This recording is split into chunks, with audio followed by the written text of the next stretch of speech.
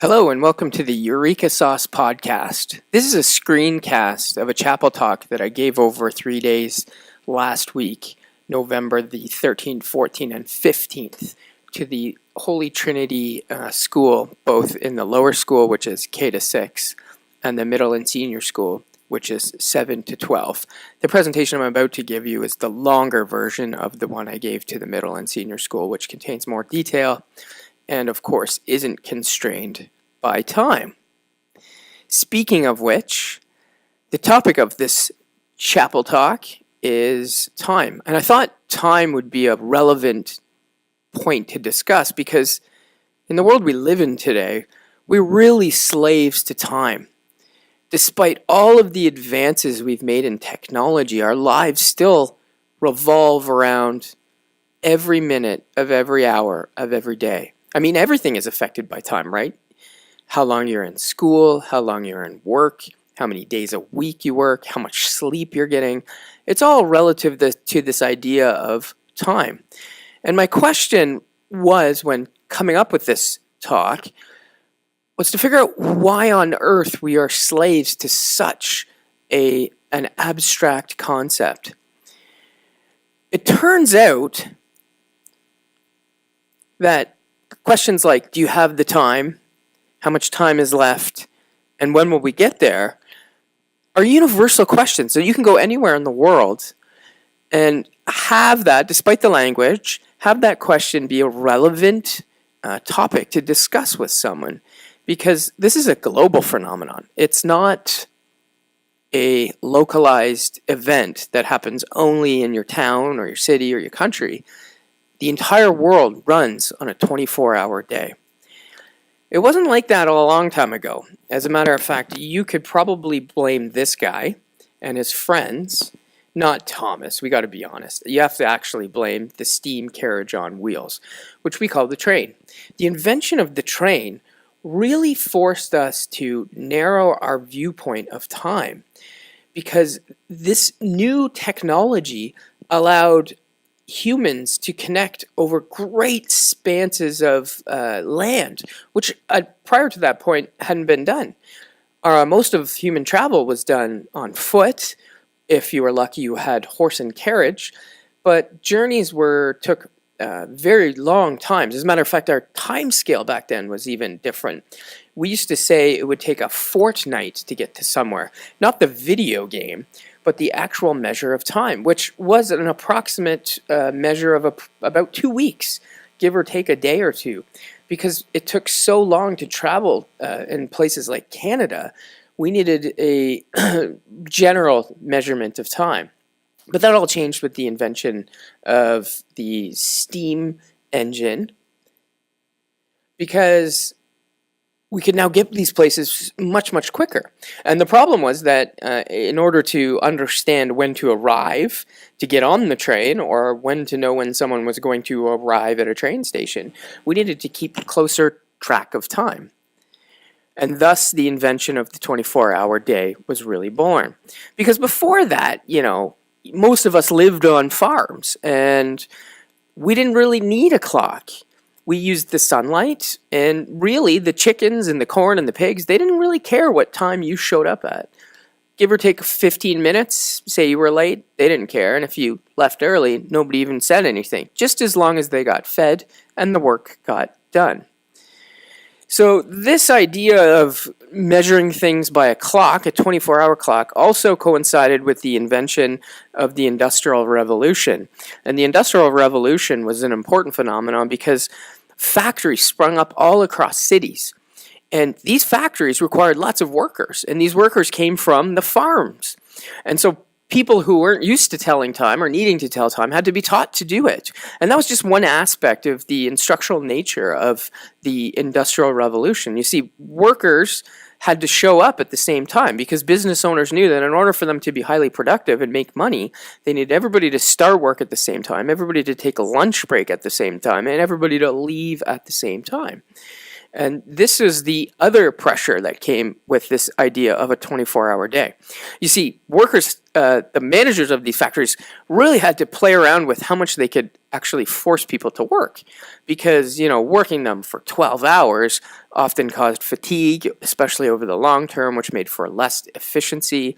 And so they narrowed it down between 8 and 10, usually as high as 12 to 14 hours was an ideal workday. And most importantly, because they needed lots of workers, they actually used children as some of their workers in their factories. And this wasn't some sort of unusual phenomenon at the time, because most children at that time didn't attend school. They were born to work on the farms and help, and if they were lucky, they inherited the farm later or went somewhere else to work on another farm. And that was sort of the life cycle at the time. And so now kids were able to make money for their families, bring that money home. The problem is, and you may find this hard to believe, is that children don't actually make good industrial employees. They don't really follow instructions too well, and that's not to blame the children of today. These children who had no education, couldn't read or write or follow instructions very well, made it difficult for them to easily operate these advanced pieces of equipment, which were often dangerous at the time. So then you had children doing other jobs, which often led to injury or sickness, including work in coal mines. And death was a common thing back then for kids. And so it didn't take long for the government and even factory managers and owners to realize that children weren't ideally suited for this type of lifestyle anymore. And so they said, we do need these workers someday, but why don't we train them to be good factory workers? And they came up with this brilliant idea. It was a factory for kids, and we called it school. That's right. The first iteration of school was around this idea that you needed to be trained just enough to learn how to read and write, some mathematics, but most importantly, how to fall in line, how to understand instructions, because when you graduated, you would walk into a job, and you would have that job for the rest of your life. And so school's purpose in the early going was to produce ideal factory workers. And you see, this worked for a long time, for many hundreds of years actually. Only in the last 15 or 20 years has the culture changed where you don't graduate high school or even elementary school and can you walk into a job. Now it's post-secondary education is mandatory, and not even that is ideal these days, that postgraduate work is often required to really get into a career. And even then, there's no guarantee of what the job situation will be like for graduates. And so up until this change, it was perfectly fine to drop out of high school and get a job working, because there was job security, the middle class was rising, and there was plenty of opportunity, and you didn't require education to do that. Nobody really needed this idea of human flourishing beyond understand the basics of getting through life. And that's why you see in these old pictures school desks in rows and children reading books all at the same time, because it was this idea that you needed to fall into line, that you needed to be very, very good workers. So you might be saying, what does this have to do with any sort of religious context? Well, I want to identify the old and the new and how it relates to time. And the Bible does such a good job of this. You see, this picture I chose comes from this little church in Italy you might have heard of called the Sistine Chapel. And in the Sistine Chapel, there's this beautiful mural on the roof, and it was painted by this guy named Michelangelo. Not the Ninja Turtle, but the painter. And one of these paintings in this mural is of this guy. This is God. And this particular area of the mural is called the creation of the earth and the moon, or the earth and the sun. I'm not quite sure. But what I love about this picture is that Michelangelo has absolutely nailed the Old Testament God. You look around and he's got the little angels following him, but if you take a closer look at his facial expression, you'll quickly realize that this isn't somebody who is joyous. He has just created the universe, and he's put humans in charge. You should be absolutely ecstatic at this creation, or at the very minimum, tired. But instead, he's got this ghastly scowl on his face. And the reason he has this scowl is because he knows that for the next foreseeable future, his life is going to be quite drastically changed, but also maybe a little bit bitter, maybe a little bit angry, and maybe even a little bit regretful. Why do you think? Well, God created humans, and humans are good at one thing, and that's messing up. We're good at failing. We're really good at it. And God knows this in this picture. And his intuition comes absolutely true, because the first two humans he puts on the earth, Adam and Eve, royally mess up. I mean, they just messed up really big. He gave them one rule. Please don't eat the fruit from this tree. You can live in this wonderful piece of paradise and do anything you want. Just don't eat the fruit from the tree. And what do? They eat the fruit from the tree. And you can see in this piece of art that this angel has come down, maybe in the form of God, and he is banishing them from the Garden of Eden. But he's not doing it in a peaceful, respectful way. He's not saying, oh, thank you for trying. Please exit the garden immediately. Here's a trophy for coming out. No, he's wielding a sword. And he is literally forcibly removing Adam and Eve from the Garden of Eden. And you can see their shame in that matter. It doesn't get much better in the stories of the Bible. The next real humans, Cain and Abel, end up fighting, and Cain kills Abel. You continue on, and it seems to get worse. In the story of Abraham and Isaac, God looks down at Abraham, who's living a fairly noble life, and he says to Abraham, "Why aren't you committed to me?" And Abraham boasts back and says, "I am, good Lord, I am." And maybe this is God showing a little bit of jealousy in it, because Abraham, who was very old at the time, had his son. He wished for a son, and he had one. I think he was after 100 years old. And so God said, all right, I want to see your commitment to me, Abraham. Bring Isaac up into the mountains and sacrifice him to me. And Abraham, confused, belittled, did as God ordered and brought him all the way up to the mountains and was about to sacrifice him before, as you can see in this picture, an angel interferes and says, whoa, we got it, dude, we got it. You're committed, don't do it. And of course, Isaac is saved, but I can't imagine the relationship between Abraham and Isaac got any better after that. What about the story of Noah and the ark? This is one of the most famous stories in the entire Bible. And it is surrounded by this idea of Old Testament God being angry and upset with humans failing all the time. You see, he looks down at the world and he sees humans worshiping idols, being extremely violent to one another, not treating each other very well. And he looks to Noah, who is living the right way. He's disciplined. He worships and he sacrifices the Lord. And he makes sure his family's taken care of and does the same thing. And he sees Noah and says, all right, Noah, you are good. Please take your family, grab 2 of every animal, build an ark, and we're going to flood this place and start over. And that's exactly what Old Testament God does. And one of the most bizarre incidents of the Old Testament Bible is that of the story of Jacob. You see, Jacob was a lot like Noah. He was a noble person. He lived the right way. He sacrificed. He was committed to the Lord. And one day he's walking along the river with his family, and he decides that he needs to collect some items. So he sends his family across the river, and he gathers up some items. And then when it's his turn to cross, he does so, and he gets across safely. And out of the bushes jumps an angel, and the angel starts wrestling Jacob. Some sort of UFC fight's happening. And the result is that the fight lasts all night long.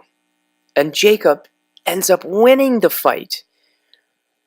And even in the end, Jacob looks up at the angel and he sees that the angel's got the face of the Lord. So he knew that he was talking directly to the Lord. And the Lord was happy for Jacob because he was a committed and disciplined person that he didn't punish Jacob. He only changed his name to Israel. And the story of Jacob continues with Jacob's ladder, but in this particular incident, it was odd for God to come down to mess with Jacob just because he was living the right way. And the reason is that this idea of God is as somebody who's judgmental is a very popular concept. As a matter of fact, you can see it take place in all kinds of stories in both the media as well as older stories in books. I think one of the most recent cases of an Old Testament God appearing in a movie was the last Marvel Avengers movie, where this deity named Thanos comes to the forefront and he seeks out these stones, these soul stones, and he does so because he feels it's his job to bring balance to the universe. In the same way that the Old Testament God decided that humans who are worshiping idols and not treating each other very effectively deserve to be wiped away. While Thanos doesn't want to wipe the universe away, he just wants to bring balance. He sees that, much like the old Noah story, that humans and beings of other planets aren't acting very well. And he decides that it's his job to do so because it's such a tough decision to bring balance to the universe that only a very few people can do it, and he is one of them. So while Thanos appears as a villain in the movie, he's actually not. He's misguided in that he feels it's his job to do these things by bringing balance to the universe. Much in the same way, Old Testament God isn't actually evil, but he's showing himself as a parent, as somebody who's an authority to help teach humans to live to be the right way. So while God's face appears angry all the time, he is taken upon himself to show that humans need to fail in order to grow, in order to become the ideal being. And part of that means having self-discipline, it meaning sacrificing the present for future gain, and understanding these core concepts will lead to greater awareness and a greater life, and ideally live the right way. And that's why at the start of the New Testament, there's this new character introduced, right? God sends down a form of himself as a son with this guy named Jesus. And you may have heard of Jesus. And Jesus comes right out in the New Testament. One of the first things he does is he climbs up on this mount, and you can see in the artwork that all kinds of people gather around. You've got men, you've got women, you've got children, and he starts preaching. And God starts saying these things that are so simple yet so important. He says things like, love thy neighbor as thou would love thyself, do unto others as you would have them do unto you. Yet he without sin cast the first stone. And these are things that we take for granted. We assume that everyone has this idea, core values built into them. And it's really the foundation of, the Western liberal democratic world that the New Testament is founded on, because these are common morals that we share amongst all of humanity. And here was Jesus just saying these things. But you have to understand, back in the time of the Romans, there were slaves, and slaves had really no rights as a human being. Same with women. And again, children weren't schooled and educated equally. So you had all these simple things being said to people who have never heard this before. A slave being told that under the eyes of the Lord, you're the same as someone who is wealthy. And it was a radical change in this idea of the Bible. You see, the whole point of the Old Testament is for humans to sacrifice and suffer in order to gain this understanding of the right way to live. And then in the New Testament, it's Jesus coming down showing you how to live. Instead of being punished for failing, now Jesus says it's okay to fail, but you must understand that living this way, loving thy neighbor, doing unto others, is the proper way to live. And that's what Jesus is. He's the ideal that we all want to live up to. But the thing is, we live as humans, and we're angry all the time. We're so triggered by little things, and we're so quick to judge and so quick to anger that it makes these little ideas that Jesus put forth sometimes to be very difficult, because it's easy to treat people with respect when you have food on your plate and you've got a warm house to go to and everything in your life is going well. It's easy to do those things, but it's in the moment of difficulty that it's a challenge. When you feel that you're wronged, when you sense injustice, when someone doesn't treat you right, to turn around and treat them even better. These are difficult concepts to handle. And that's why in that same Marvel movie with the Avengers, you see the Avengers themselves who battle against Thanos. They represent the Jesus figure. You see, they're the hero. They're the ideal that we strive towards. Of course, they have superpowers that we could never achieve. But they're unified in this belief that if they can do the right thing, if they can live the right way, that humanity will follow and humanity will prosper. And much like Jesus, who says these things and ends up sacrificing himself, the Avengers are willing to sacrifice themselves in the cause of goodness and humanity and living the right way. There's a really important book by Viktor Frankl called Man's Search for Meaning, which I think sums this entire idea up very well. Frankl says to us, don't aim at success, because the more you aim at it, you're likely to miss. And if you miss, it can be devastating, especially if you miss big, and it can be hard to pick yourself up. You don't have to be considered to be yourself to be successful if you become a doctor or a lawyer or a judge or something like that.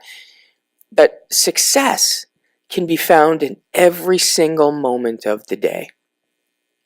That real success can be found every single moment of the day. And acting on that success is one of the most important things you can do. Because aiming around at success is okay if you can hit it. But the challenge is, and for most people living today, isn't that they aim too high, it's that they aim too low. And it's even worse if you aim too low and you hit. Because if you aim low and you hit, then you feel like you have success, when in fact you've left an immense amount of potential on the table. If instead of becoming a doctor, you take a lesser job in your eyes, and you deem that a success, well, perhaps you didn't work hard enough to be a doctor. Perhaps that was your calling. So instead of focusing on these grand success ideas, finding success in the moment is the most important thing you can do. And that involves discipline and commitment and sacrifice. And Frankl knows this really well, because he spent 5 years under Nazi occupation, and a few of those years in Nazi death camps. And he saw the absolute worst that humanity can do to one another. But he also saw hope, and he saw some of the best that humanity has to offer when it comes to this idea of survival. You see, Frankl didn't view success as surviving for a month, or a week, or a day, or an hour, or a minute. He viewed success as surviving the moment and doing the best he can in that moment so that he can live another one, and another one, and another one. So at the most basic fundamental human instinct is to survive. But in that moment, to not just think about survival, but to do the best you can is completely necessary. And the idea of success comes to us relatively easy. Anytime you've had any moment of fleeting regret, oh, I should have said thank you to that person. I should have held the door. I should have studied harder for my math test. Anything like that is basically you telling yourself how to live the right way, how to be a leader in the moment. And if you can call on these moments, if you can pay attention to them, then you'll have time to act in the moment, because often they're fleeting. But the more you pay attention to them, the more likely it is you're going to act on them when they open up. And it's not just about reacting to things. It's about being proactive. And one of the simplest tasks that I can compel you to do each day is to make your bed. Making your bed, as simple as it sounds, and as simple as it is to do, it will pay dividends 10 times over, because you'll start your morning by acting with discipline, which you can contain and maintain throughout the day. Now, I know you're probably not going to listen to me, so that's why I solicited the help of General or Admiral McRaven, who sums up the idea of making your bed nicely.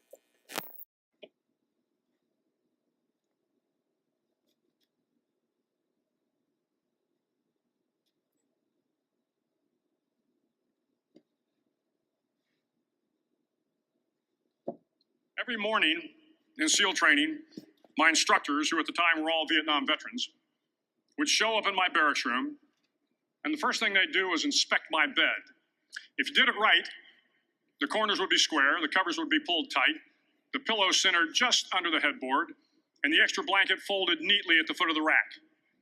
It was a simple task, mundane at best, but every morning we were required to make our bed to perfection.